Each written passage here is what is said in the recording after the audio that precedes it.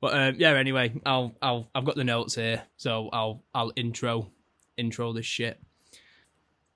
I feel the pressure now after you saying that I fucking read like a dumbass. Right. So today's episode, we'd like to welcome yet another guest. The TBC family is ever expanding, and we are delighted to welcome Aaron Clark. Aaron reached out to us in the new year and told us that he'd buzz to come on our show and share his story, and we couldn't be any more happier to have you, Aaron. So welcome to the show.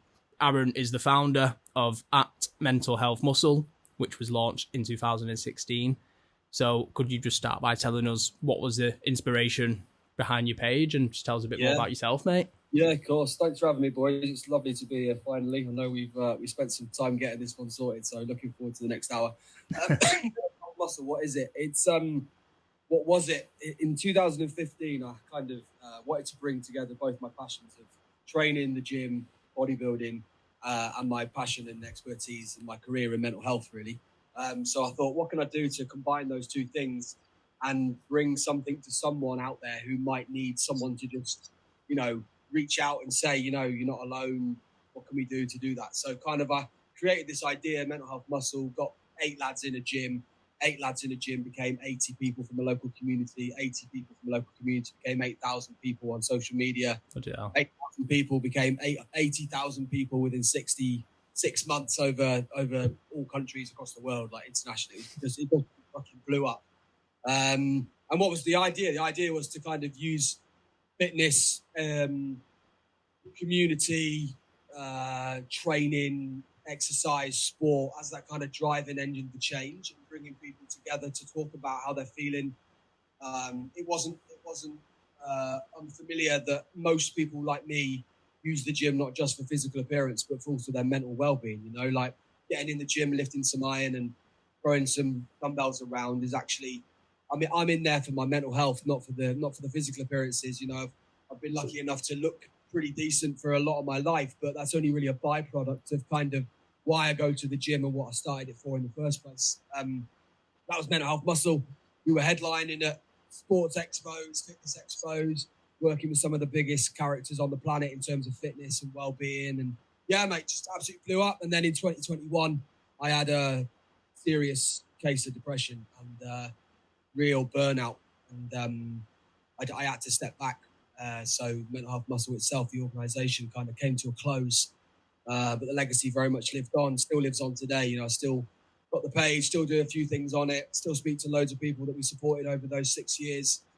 Yeah, mate, it's like, I'm sure we'll get into it over the next hour, but just like crazy times. Yeah, amazing. It was amazing. And, something I'm very proud of. I wish I'd had the mental capacity and the stamina to be able to continue it when I was in my most time of need, that kind of dark spot. I went through serious ideations of not really wanting to be here anymore, some serious thoughts, sense of worthlessness completely disappeared, identity went, and what actually started off as something that I loved and was my baby and my passion nearly killed me. Wow. Inevitably. And it was a crazy 6 years, amazing 6 years, but as a person that was doing it all voluntary, something had to give, and that was it. I didn't want to risk losing my family, my wife, my kids, my family, my friends. They were far higher on the priority list than, running a charity, which sounds mad, but something had to go, and unfortunately that was it. So in a nutshell, that's kind of my mental health muscle journey, really. That's a really good journey, mate. And did you say when you sort of burnout hit and stuff, and did the depression become as a result of how much you were putting into Mental Health Muscle, from an energy perspective and time, and you were giving it everything there, I guess, when you were with people and around people, firing them up, and then you come home and you'd just be gassed, and your family would be like, "Oh, where the fuck's our energy, Dad and husband, or whatever?" Is that what it was? I was working. I've always had lots of fingers in pies. Always like to keep myself busy and packed with stuff going on. Doing quite a lot of community work, charity work, volunteering. But I was working 45 hours a week full time in a community development management post, and then working 60 hours on top of that a week voluntary for Mental Health Muscle, keep the organization going. And, you know, for the first year or so, 2 years, it's a great feeling. It's like this cool ride, like honeymoon period, and you forget about all the things you're doing. But ultimately behind that logo, behind that organization was one person running the shit, and that was me. And nobody thinks about the impact that all of that stress and time and organization and, you know, burnout has on the person. They just care about the logo and the business. And that's where I was at, really, mate. I was unable to fulfill everything I wanted to fulfill anymore. And yeah, it just got to the point where everything about Mental Health Muscle just became too much. It was outgrowing me. It like, you know, it was like my kid, but growing like Benjamin Button, but reversed. You know what I mean? It was like, you know, it was like 80 years old before it was 8 months old. It was just growing. People wanting everything. Betting the old partnership, sponsorship, like it just blew up, and I couldn't control it. And I'm a person that, for my own mental kind of demons, I like to have that control. And I got to a point where I lost all control. It was no longer me dictating what was happening. It was everyone around me. Oh, really? I knew the problem when that happened. Yeah. So yeah, it was kind of out. You're absolutely right, mate. It's just trying to juggle all those balls. Sometimes that's not possible. So yeah, it just came to the point where I thought, I can't do this anymore. I was going to say, sorry, mate. Sorry to interrupt, but I know you said it was like around like 2021 when you kind of like hit that point. Do you think, like obviously like COVID and the lockdown and stuff, do you reckon that had a bit to play with it? Or do you think you was kind of getting to that point before the world obviously fucking got shut down? Yeah, it's a good question. But I think honestly, mate, I was probably there before COVID, to be fair. Yeah.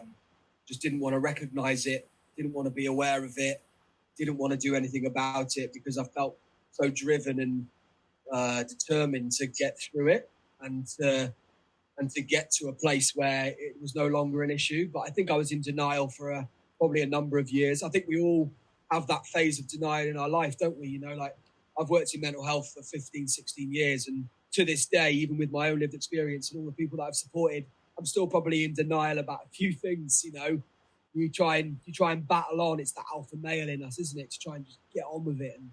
And yeah, that for sure, that was definitely the case. But I don't think COVID had any immediate effect on it or me at all, really. You know, if you put the two together, it would seem sensible that the two would have impacted each other, but I don't think they did. Yeah, I don't think they did. COVID was another whirlwind. I guess I fell into my worst part just as COVID started, which is why the first lockdown for me was, you know, really tough. It was for hundreds of people, we know that, but like it was really tough for me because I wasn't yet at a platform or a place where I felt stable from Mental Health Muscle and what happened and how I was going. I was in therapy. So that was really, really tough and confusing. But I don't think it had any direct impact, no, honestly, mate. No, I don't think so. If anything, was it sort of like nail in the coffin? You was like, right, well, I'm definitely fucking it off now because I can't physically organise meetups or go to gyms. So kind of steered you into that. Like you were 99% there, and you was like, yeah, that'll do. 100%. And I've always been a all in or not at all sort of guy. And as soon as I recognised that Aaron couldn't be all in to this anymore, that for me was it. Like 99% Aaron effort. It's no point. There's no point in that. I've you know, that's kind of my like my imposter syndrome, if you like. It's I'm in or I'm out. You know, if I'm in, it's 100%. I'm giving you everything I've got. You know, balls to the floor. If I'm not in and it's just 8%, then I'm not in at all because I can't be entirely dedicated to something. And I think there was a lot going on at that time, wasn't there? There was kind of the COVID, all the talk about that, frustrations about gyms closing, which for me and for many other thousands of people, I'm sure was an absolute nightmare thought that gyms would close and you wouldn't be able to access fitness anymore and sport and exercise. Yeah, for sure, that was definitely one of those times where it was. Yeah, especially because of how fucking hypocritical they was being as well. Like they was like shutting gyms, but like keeping fucking restaurants open and shit. 100%. Do you know what I mean? 100%. Yeah, we were at that point, weren't we? Like, none of it made sense. And I think at the beginning we were all in a place where, like, it was so new that everybody just kind of took it. But actually, deep down, nobody was really fully understanding of what the hell was going on. There was absolutely no clarity, was there? No, but everyone who you spoke to seemed to think they had some sort of idea, like they fucking worked right next to Boris. You know, fucking Gene next door going, oh, no, they're doing this because from an ecological standpoint, that's why they're keeping the restaurants open and shutting the gyms. How the fuck do you know? I just saw you get some milk from the fucking shop. How do you know all that? I know. Yeah, it was just nuts. It really was a nuts time. It was so medieval. Like, I talk about it now in some of the workshops that I do, and like, it was medieval. I cannot believe that so many people just did as we were told. It fucked it. I don't know. It does something to my head, and I can't get my head right. You know what that is? It's the power of fear. It's fear. That's the power of fear. That's why everyone bent over and got double fisted, mate. Fear. Yeah, 100%. You know, and I like. I cannot believe that. I look back now and I think, what on earth was going on? And for what? For what? You know, like, it was mass, wasn't it? The first thing that came up, it was mass social distancing.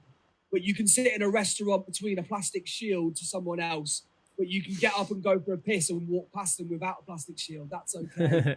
No, you have to wear a mask here, but you don't have to wear one here because here the oxygen's different and the fucking shit on the floor smells are different. You know, like, what is honestly, it was nuts, absolutely nuts.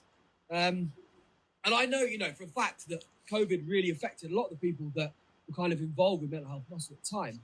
Really affected them massively because, you know, you're working with a contingent of people in the community that relied on the gym far more than I do and did. You know, it was kind of like sanctuary. It was their place of therapy. It was their place of escape and, like Mecca, you know, like a church, like something you would go to religiously. So when that was taken away from them, you know, you're in a real kind of up a creek with no paddle. And it was really, really hard work for people. I don't think people really knew what to expect as well. And I think that uncertainty and that unknown is always a really terrifying thing, isn't it? Like, what's happening next week? What's happening in a month's time? Where will we be in a month's time? Et cetera, et cetera. So, crazy fucking times. Mad. Right, we've got a little icebreaker question for you, Aaron, if you wouldn't mind partaking.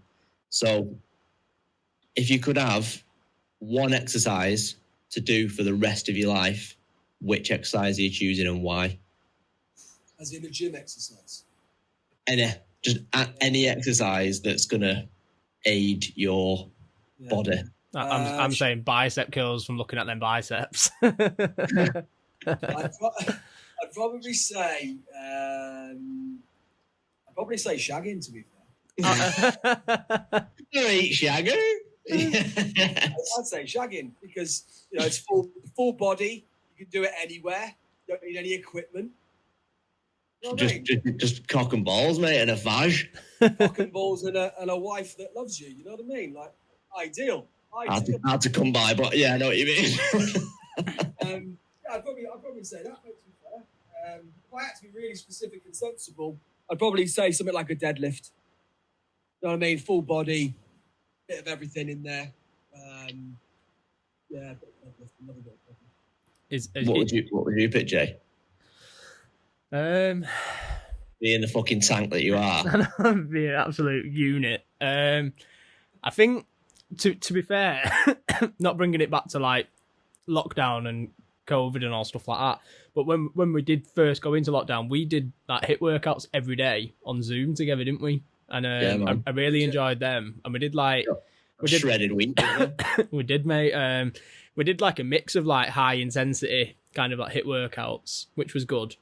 And I quite like just doing like that, to be fair. Do you know, like doing like the press ups and then fucking doing squats and then doing burpees and mountain climbers, just all of it like kind of together. But I've always been more of a cardio kind of guy anyway. Like, love getting out, going on a run and all stuff like that. Running's good. Running's good. I've taken up running recently. I'm doing a half marathon at the end of April.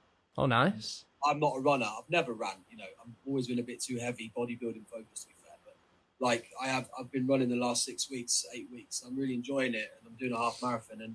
And I think I'm going to stick with it, Jay. If I'm honest, mate, I've actually really enjoyed the running. Oh, good. myself running, but it's quite enjoyable, isn't it? Yeah, I was gonna say that timeline lines up pretty nicely from when your baby was born. So that's when you decided to get out the house and fucking start running. Yeah. Actually, yeah. Method in the madness. No, it is. Yeah, no, I did. Main thing about running was just getting out in the open. You know, I just love going on fucking massive runs and all stuff like that. But a few months ago, I bought a treadmill thinking like, oh, it'd be the same thing. I literally went on it like twice and I was like, nah, like it's not the same, it's shit. And then I sold it. So I like bought it like one day and then I think I must have sold it within about 2 weeks on fucking Gumtree. And you helped me, didn't you? Load it into some fucking bird's car. We had to proper like force it, and she was like, "Are you sure you can do this, boys?" And we was like, "We'll get it in this fucking car. Our life depends on it." Was it a proper like treadmill, or was it like a running pad? No, it was an electric one, yeah. But it was shit though. Like I bought it off fucking Facebook Market myself, so it was like second hand. But and then I sold it for like the same price I bought it. So it was it was fine. It was just fucking boring running on a treadmill. Like I used to go on the treadmill loads when I was younger. Like I used to go gym and all that when I was like in my teens, and I loved it. But now I just found it fucking boring, to be honest. I'd rather get out, like you said. But yeah, I was just gonna in terms of like next question had wrote down. I feel like you've kind of covered a bit of it in terms of like just gonna ask a bit about yourself and like what led you to obviously like the Trouble Boys Club and stuff. But I feel like we've kind of already spoke about that. But I wanted to ask anyway. What is it that you kind of do like now and then? Because you're still involved with fitness. So it's like yeah.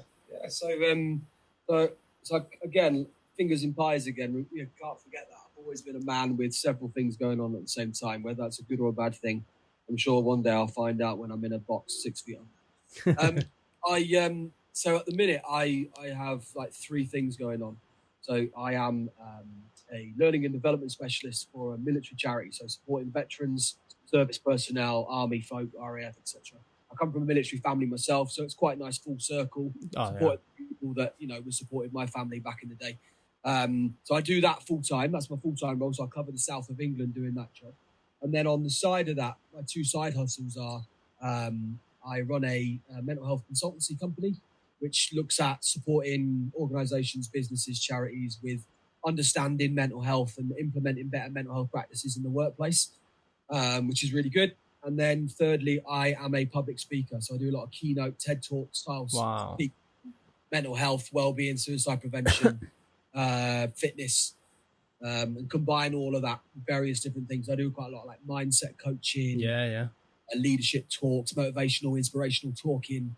I've always been the kind of guy that many people in my career have said, "Oh, give that really difficult young man to Aaron. He'll be able to sort them out. He'll be able to." So I've kind of just ended up as this kind of like, "Oh, give all the tough lads, give all the tough kids to Aaron. He'll sort them out." So that's kind of what I do there. And then I'm an online fitness coach, so I do online coaching. I've got online clients, day-to-day, monthly, whatever. So I've got a lot of things going on. Then 3 mad kids. That's another job. Oh, mate. I bet your kids is the fucking hardest one out of all of them. Yeah, it is. It is, but the most rewarding, It's, it's talking about it with you both over the Instagram, over the DMs. It's the best job, mate. It's the best job. I wouldn't replace being a dad like with anything. No, but you the other things to keep yourself sane, don't you? Because you need that space and that kind of like freedom to be able to do you and keep working towards those passions, those dreams. And I think in some respects, I was able to meet quite a lot of my dreams quite early on in my career. So like when I was, with Mental Health Muscle, being at boarding school as an army brat, like I was able to do a lot of things at quite an early age, able to see the world. I lived abroad, Dad was stationed away in Germany and Cyprus. And, so I was able to do all those things. I guess for me, it's about keeping your feet on the ground and doing what you can, but remaining true to yourself. I think that's the important thing. So many people get lost in that transition and lost in that state of like, who do they want to be? What am I? Who am I? Whereas I've always been very true to who I am. If you don't like it, fuck off. If you're not here for it. I love that mentality. Yeah, I was going to say, so in terms of like fucking doing all your talks and stuff like that, you kind of always been like that kind of confident person where you can just, you know, stand up in a room and talk and stuff. Because I've done training before on the other end of being taught about presenting, and they mentioned about TED Talks in that. I love TED Talks in general anyway, you know, just like when you find something that you're passionate about, and just listen to a TED Talk, and it's really, really interesting. But I think they said in this talk that where someone came in and taught us about presenting and stuff, it was when I was in work. I think they said to do a TED Talk that you have to like practice it something like 100 times or something ridiculous like that. Because he said like you can, if you practice it 5 times, you'll be good. So he said, but if you practice it 100 times, you'll be like almost perfect and stuff like that. So what's like, I know this isn't really related or whatever, but well it is, but like what's your kind of like practice, you know, when you do have a big fucking keynote to do? So for me, I guess I'm quite contradictory of what you've just said, really, and I agree with what you've said, and it was absolutely the right thing to do, I would say. But for me, it's I don't revise, I don't go over my script, I don't do any of that. I'm just very true and honest and transparent with who I am every time I talk. You know, sometimes the talk will be 10 minutes longer than it was last week, but that's because I've touched on something or someone's asked a question and that context has come out in a conversation and it's powerful, it's engaging, there's a purpose to it, there's a reason why you need. So I guess I always go off inhibition, really, always go off kind of that inner fire and desire. That's what leads my discussions and my talks. And you know, most times I get the feedback, and the feedback is always how raw I am and how real and transparent, and nothing's ever planned, but it's always precise and clear. And I think, you know, that would be my advice for people, is that anybody, and even if you've got no confidence, you know, I could stand up in a room of 100,000 people and deliver, no problem. Put me in front of 10 people I know very well, very, very different story. Because telling people that you know really, really well who you truly are is often very difficult. Telling 100,000 strangers who you are, who gives a fuck? Nobody cares. None of them are going to speak to you again, probably. Some of them might follow you on Instagram and be a bit of a fanboy for a little while, but you know, there's no real impact. But doing it in front of 10 people that you love and cherish and you've grown up with, or you know, really, really know you for who you are, is much more tough. So my advice would be just do you. And that is my motto, you know, do you. People aren't going to always love what you say. People aren't always going to love what you do. But there will be a number of people out there that do love what you say and do love what you do. And they're the people that are important because they're the people you're making the impact to. That's simple. If there's no impact, there's no reason for me to do it. There's no purpose. There's no stimulus here. What am I doing this for? If you're leaving this workshop, you know, you and this 20 people around me, if you're leaving this workshop thinking what's on the menu for dinner tonight, rather than fuck, that was amazing. That's changed my life. Like that guy's made me really think about these things and really made me think about myself and the way I do things. And I'm going to change myself and I'm going to grow and I'm going to be better from here. If nobody's thinking like that, then I'm not interested. I want people to go, God, man, what you've said is me. And I appreciate that you said that. And now I'm going to go and do something for myself and work on myself. And so that for me is the key. That's the power in public speaking, is connection, real connection. I could read you a textbook about what 1 to 10 means and how you go about doing it and a set of guidelines for doing this, that, and this. But if there's no connection and we're not connecting on a human level and you don't get me and I don't get you, it's a waste of time. Yeah, is that your angle then? So you'll sort of like lay facts out that a lot of people fall into, like, oh, I've sat on the couch and had a fucking kebab and a kind of full fat diet coke. Like, I've been there. I understand, like, that's fine to do once in a while. But if you keep doing that, you're going to ultimately lead an unhealthy lifestyle. And then are you gearing towards getting that relatable topic between you and then going, well, what you can do after you have the kebab on a Sunday is go and have for a fucking massive run on a Monday, balance your books out and stuff like that. Yeah, so is that right? Totally, mate. Yeah, I mean, what are you laughing at? It's a good example. Yeah, you know, like for me, it is exactly that. Like, you know, there are a number of things that you need to be able to achieve when you're trying to connect with people to make impact and make positive change. That is, I hear you. I actually hear you, and I'm not just listening to you because I've got 2 ears and I'm right in front of you. I genuinely hear what you're saying. I can empathize with what you've done and how you're feeling, the emotions you're going through. And this is what I would do to help yourself. You don't have to do that. That's just what I did. Here's my experience. Here's my 2 pence on this situation. If you give that a go, that might help you. But if none of those 3 things have any sense of connection or relativity or like energy or vibe, then none of those things are going to happen, you know? It comes down to like when we talk about this, it's okay not to be okay. You know, so for years and years, I've kind of like stamped my foot down and said, that's bullshit. It's absolute bullshit. It is okay to not be okay for a moment or for a little period. But it doesn't end there. Like, it's okay not to be okay for the rest of my fucking life. It's not acceptable. Nobody should be, it's okay not to be okay until the day they die. What a fucking life that is.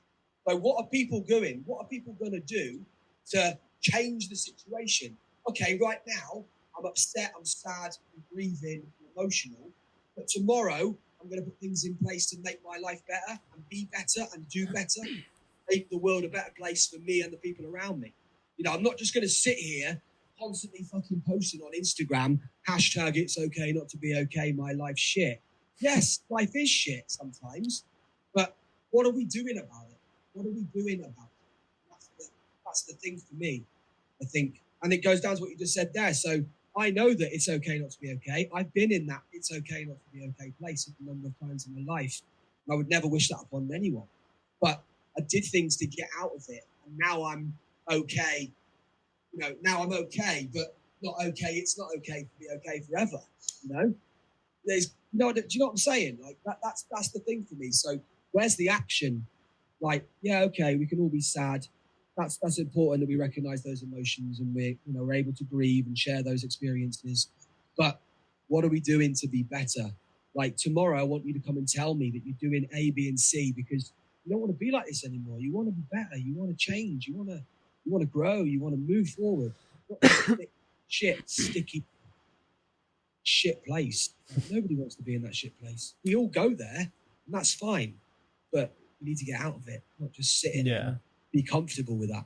You know? So, how do you think this that mental health resilience kind of stuff that you're talking about there is like built then? Because obviously I'm fully the same as you in the sense of like, you know, a few months ago, like a month, probably about 4 to 6 weeks ago, me and my partner split up, and I got made redundant all in the space of 2 weeks, and I easily could have been like, you know, fuck, like it's okay not to be okay, guys. Do you know what I mean? Yeah. But I obviously you've seen this yourself, Ryan. Like I've pushed myself back. I've getting shitloads of like freelance work, getting interviews and shit straight away. I literally the day I found out I got made redundant as well, I was straight on like LinkedIn and I was like, I've got 2 daughters, need to fucking find work, blah blah blah. All my connections share this, and so I'm the same as you in that sense. You know what I mean? Like I don't let life get me down,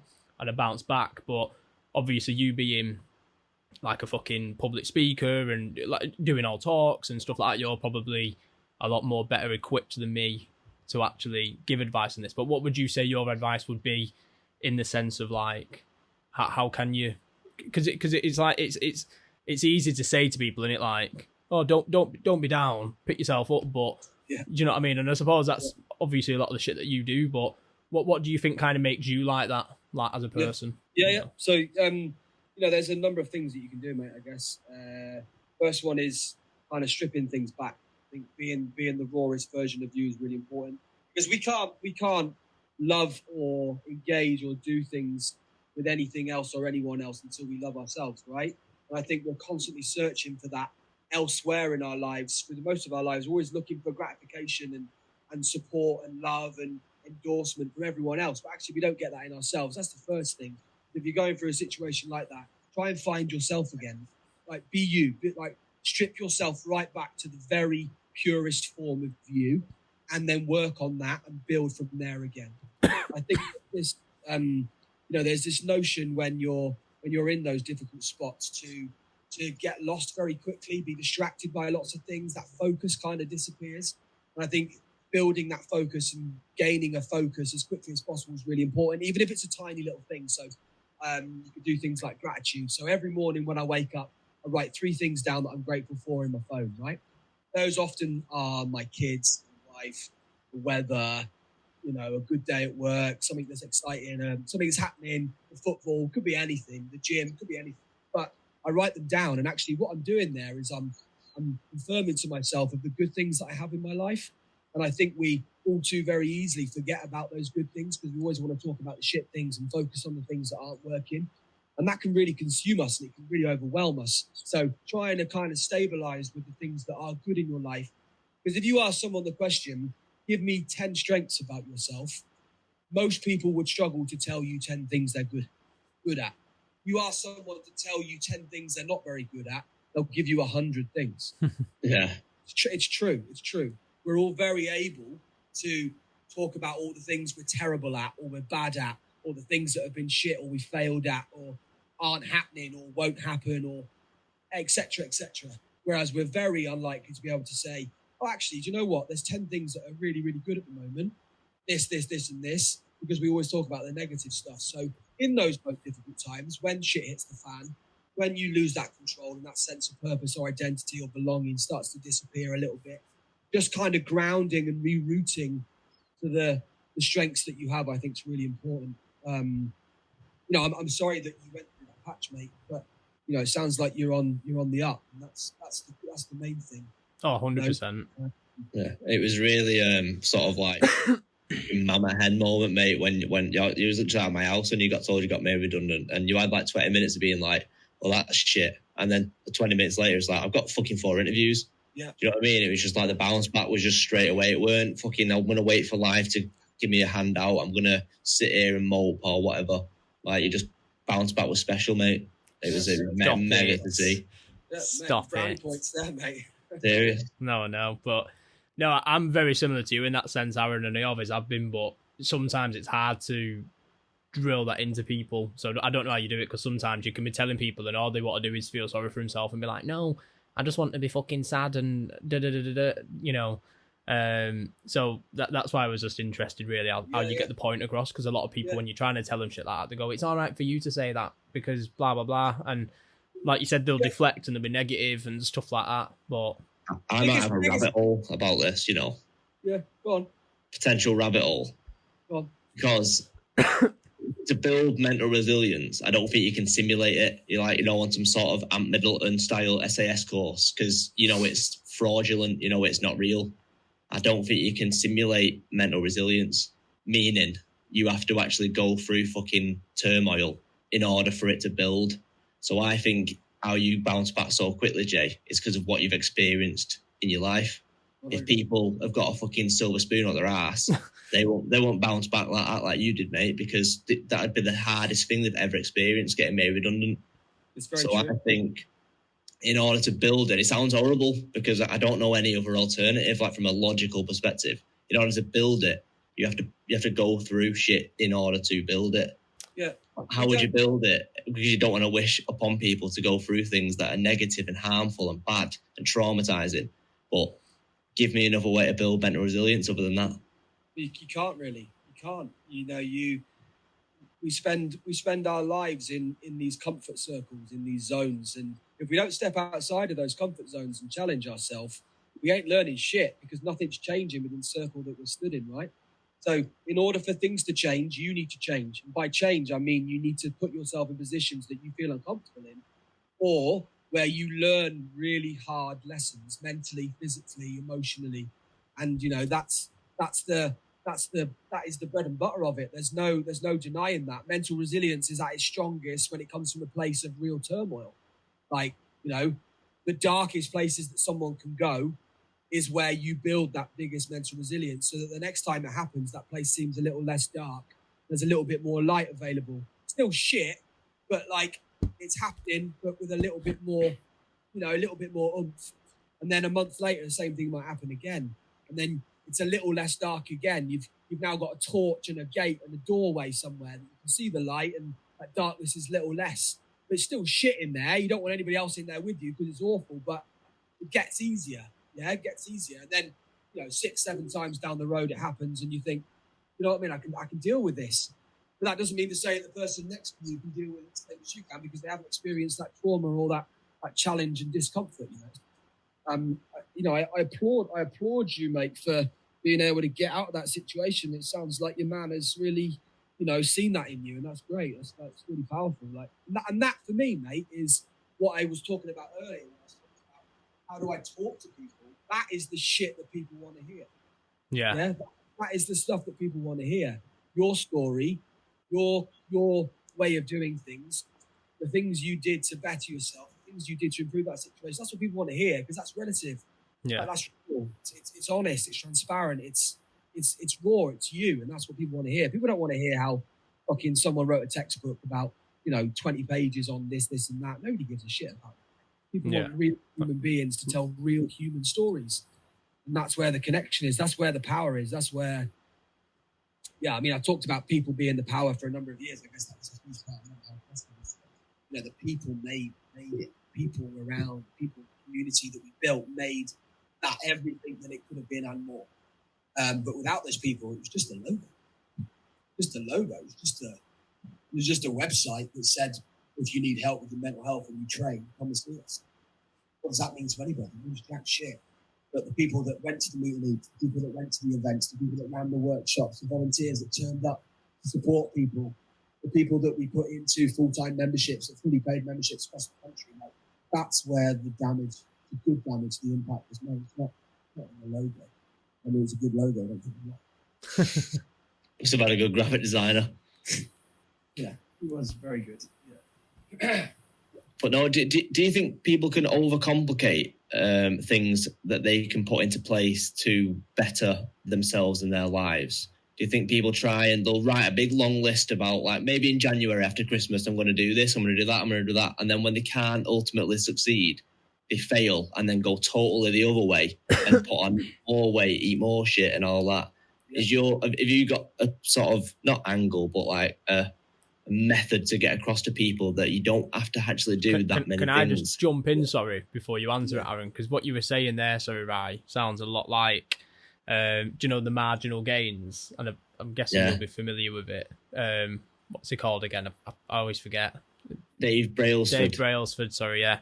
So what you were saying there, because he uses an example about like everyone does it at fucking the new year and they set all these goals and stuff like that, and he says they're not achievable. Do you know what I mean? Because you're not gonna just fucking like new day and then start smashing the gym out 5 days. He's like, even if you can just go to the gym once a week and maybe eat a fucking banana once a day, or do you know what I mean? Like set these small tiny things and then build them up gradually over time. Yeah, but small attainable goals. Because then you get the positive reinforcement from doing so, don't you? Yeah. Right, I want to go for a 15-minute walk around the block today, and then you go do it, and it's like buzzing, goal, tick, and then it makes you want to do more. Makes you become success goal orientated or goal success orientated, whichever way around it is. Yeah. But it's a good habit to get into, isn't it? And if you do that for like, is it 60 days to make a habit? 21 days. 61? 21 days.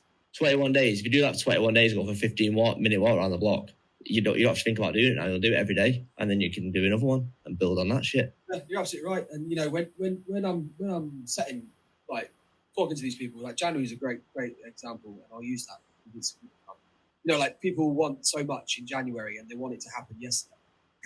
Like, and when you're talking about fitness goals, there is a lot of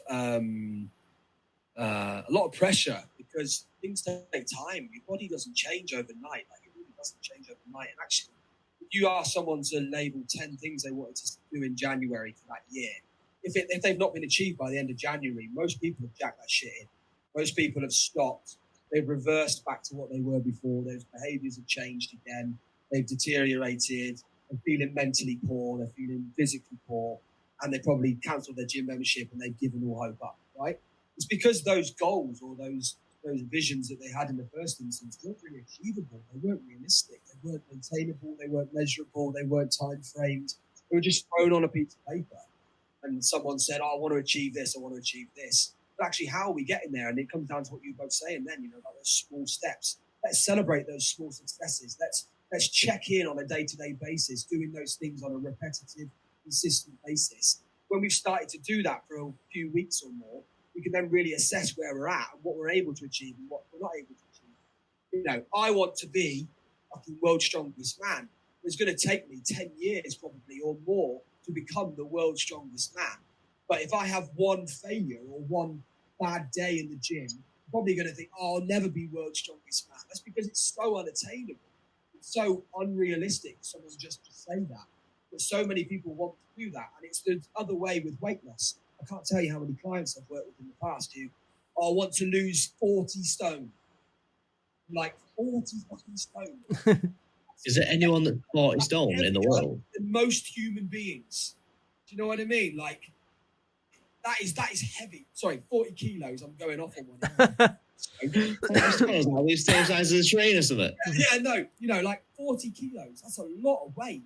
Like that is a small child, probably a medium child or a very small woman.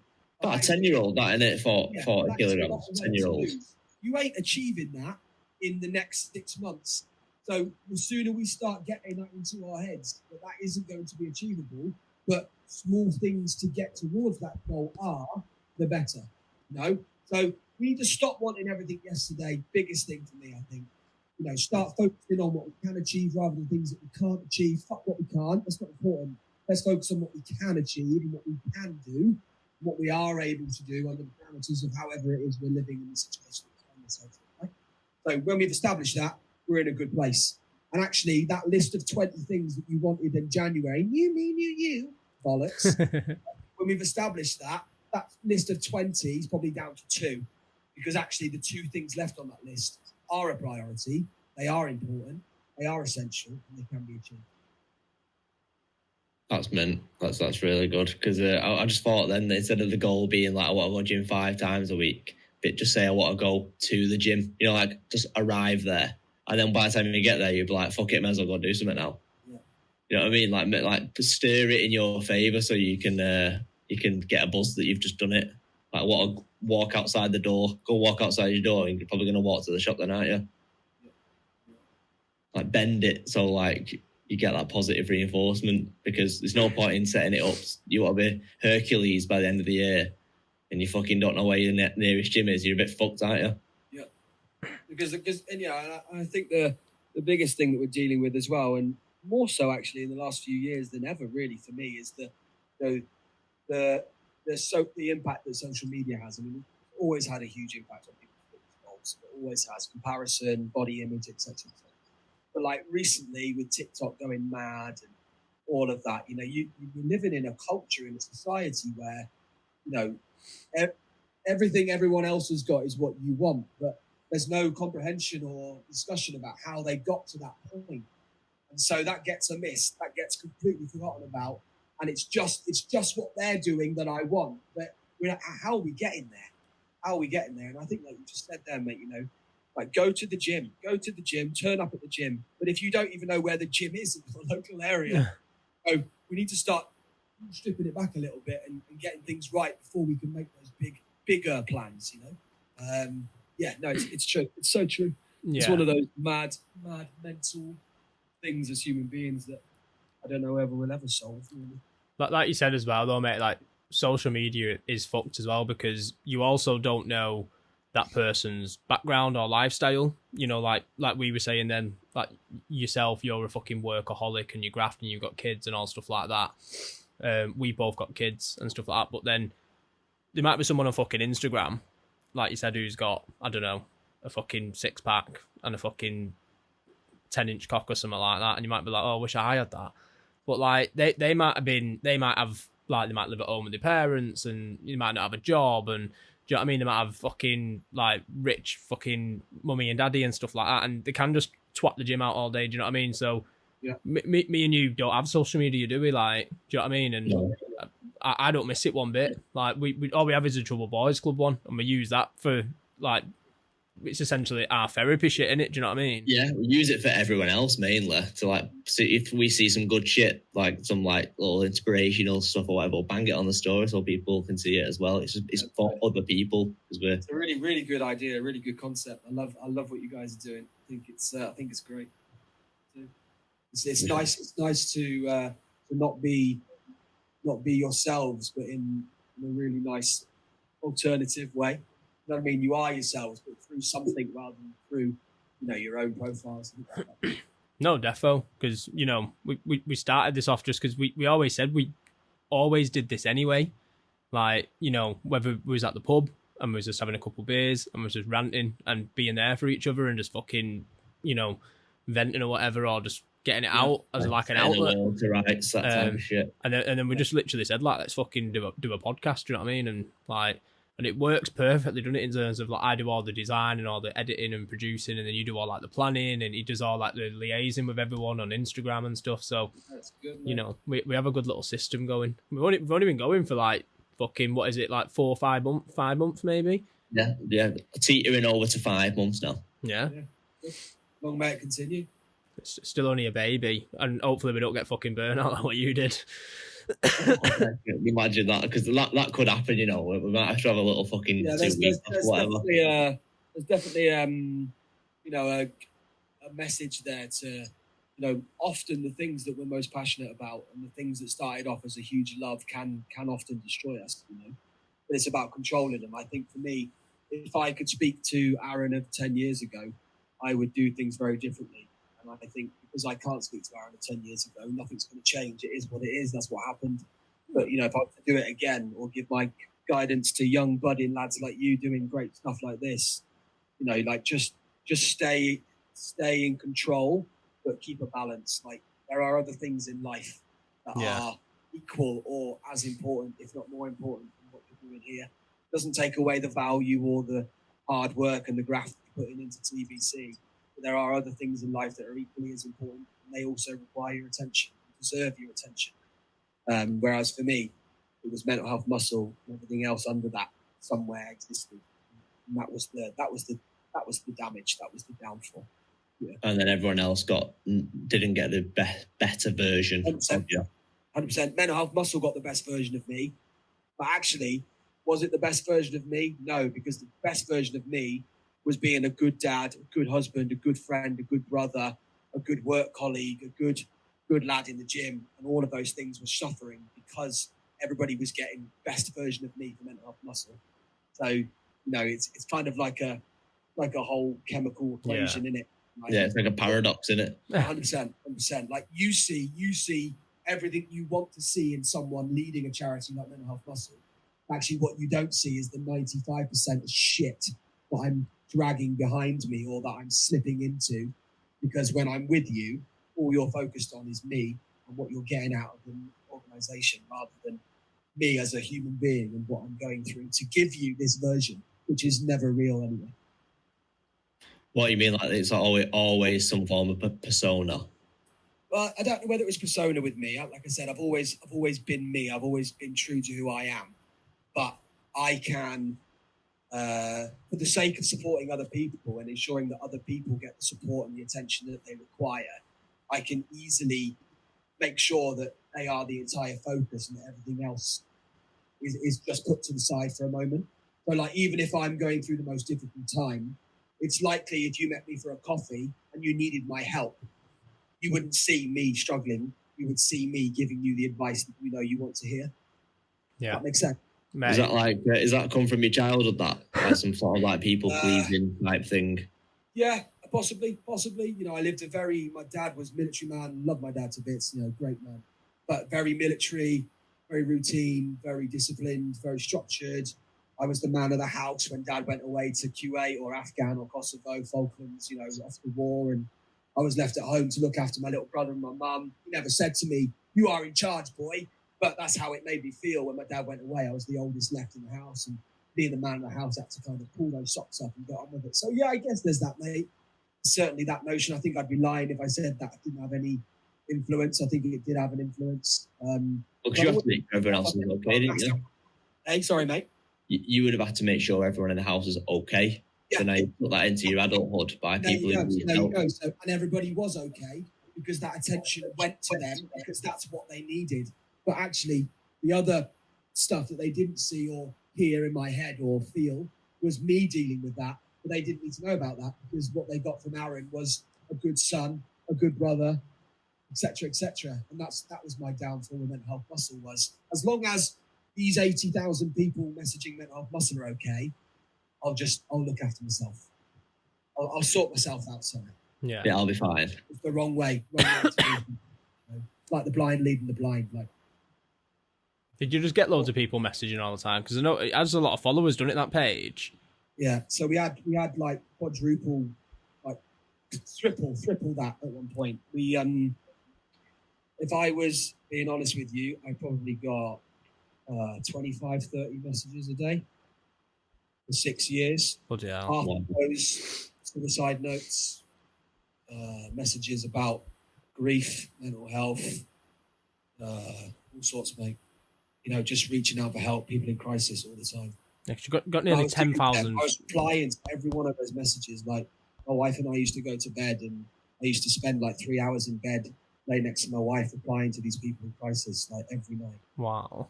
That's mad. Just so you didn't leave anyone hanging, because if you didn't respond and then that led to them doing something stupid, you will be able to live with yourself type scenario. Exactly. So you have to make sure everyone else is okay. Exactly. So there's that notion again, right? The same patterns of behaviour, isn't it? It's weird to spot, isn't it? You know, on the outside looking in now, you can see your patterns of behaviour, can't you? And you know, never do that again. Never do that again. You know, my passion and desire to want to help other people is never gone. That will always be in me. But doing it like that, I needed a team of professionals around me doing that shit, not me, the guy who founded it and just wanted to do good in the world. You know, that was just the business model was all wrong. It was me or nobody. And, you know, I had a great team of volunteers, don't get me wrong. But, you know, I was never expecting them to do that sort of shit. They weren't on the page. They weren't in charge of those messages or anything. So, it was nuts is the word, I think. It's like the noblest wrong decision ever, that, isn't it? Yep. Which is why it's hard to also accept, mate, as well, I think. One of the biggest parts for me was accepting that what I was doing was the wrong thing. When thousands of people are telling you that you're doing such a good thing, you know, it's like that. Yeah. I was always the last on my priority list. Myself was always the last on my priority list. And really, I needed to be the first person on my priority list, and then everyone else under that, and then, you know, get the best version of me, because I was looking after me. I wasn't looking after me at all. I was just chasing all sorts of shit that didn't really matter. Yeah, mad, crazy times, but good.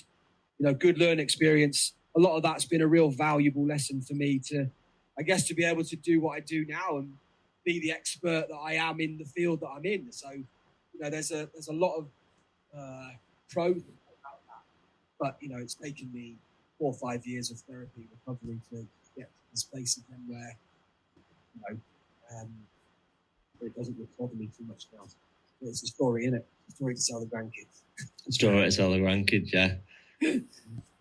Yeah, sorry about that. I think because Ryan puts the call in for an hour. So when it gets towards an hour, it says like you have like X amount of time left, and then it cuts out.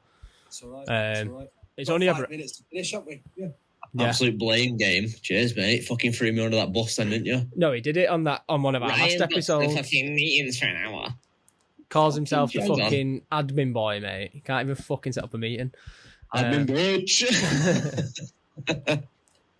No, but yeah, like you said, mate, everything that you say and stuff like that and what you've been talking about, like I fully, I'm exact same in terms of like the same mindset and stuff like that. And, you know, it's been proper mega speaking to you, mate. It really has. You're welcome, mate. Thanks for having me. I appreciate your kind words. It's been a real pleasure to come on, and I thank you both for having me. It's nice to be able to talk to, you know, good people. There's a lot of us in the world. You just got to find them, because there's a lot of shit as well. Yeah, well, that's true. This pod certainly helps us meet a lot of fucking really good people, doesn't it? You know what I mean? Oh, it has. Yeah, it's broadened my horizon so much. Meeting people from all over the world, man, it's fucking awesome. That's cool. No, but I saw that you did a podcast with Rick. yeah, I seen that he follows you on your page. You know him? Yeah. What a guy. Don't know him like you know. Yeah. Mates, but we've followed each other. He was following Mental Health Muscle, I think. Sure. Yeah, they've seen that he follows both of your pages, yeah? Yeah. Nice guy. And I've always loved his stuff. I find him quite funny. You should listen to the pod. Should listen to the pod we did with him. It's funny. Like, well, I'm off to London on Sunday night, so I'll listen to your podcast with him on the train on the way. Yeah, it's funny, and you'll learn a lot of like urban dictionary type shit. Yeah, that you'd be like, who the fuck has invented that, and why does it exist? That type of stuff. Yeah, nice guy. He's I'm just taking a photo of you boys, if that's all right. Yeah, go for it. In my fucking dressing gown. Nice guy. Good following as well, eh? Good following. No, defo. It's got fucking loads of followers. We need to fucking get up there ourselves. But no, we need to flush the algorithm. Yeah, time is the key. You'll get there. That's true. Any parting message, Aaron, for the TBC members? Parting message. I guess just strengthening off that message. You know, we've spoken a lot tonight, haven't we? I think my message is, regardless of what you're going through in life, we all go through difficult turmoil points in our life. We all experience the darkness, however that might look, however that might feel.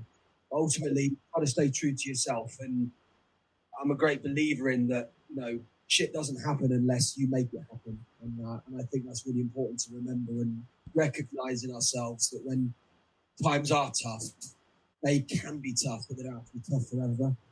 And I think just doing you as often as possible, staying true to who you are, being true to what you believe in, your values, your belief systems, whatever that might be, however that might look, however that might feel. Fuck everyone else that not interested in it, who doesn't care, who doesn't want to know. Just pay attention and give your time and energy to the people that do. Because obviously that's what life's all about, and it's about finding people that you connect with and building those incredible relationships with. And I'm blessed that I've got lots of those in my life. So if you don't have that, then I think that should be a missing for you for 2024, to seek good connections with good people. And I'm very blessed and grateful that I've made 2 more tonight, boys. So thank you for that. Oh, man. That's mega. Thank you. That's so a great much. final message, and thank you very much for coming on, Aaron. Been so honest and open, and it's been mega. And we'll definitely be in touch and get you on here again. Look forward to it. Go and get yourself some rest, boys. Lots of love, eh? All the best, mate. Thank you very much. Thank you very much. Take care, boys. Aaron. Take care, lads. Peace. Yeah. Smashed it, mate. That was sick. You like that? Yeah, man. That was really good. Proper nice lad, isn't it? Yeah, it's funny. I was giving you shit about the timer thing, and mine's got a timer on it in the bottom corner saying it's got an hour. No way. Mate. I think when we did it with Rick, then maybe we didn't use the True Boys Club one. I think it was my own. I think it was just the Ryan one. Maybe. I don't know, but either way, we'll figure it out. We can always jump out and jump back in. It's not the end of the fucking world, is it? Mega. Right, mate. You finished pretty early, to be fair. You hitting the hay? Getting an early night? Nah, I'm a fuck. I'm a fucking night owl, bro.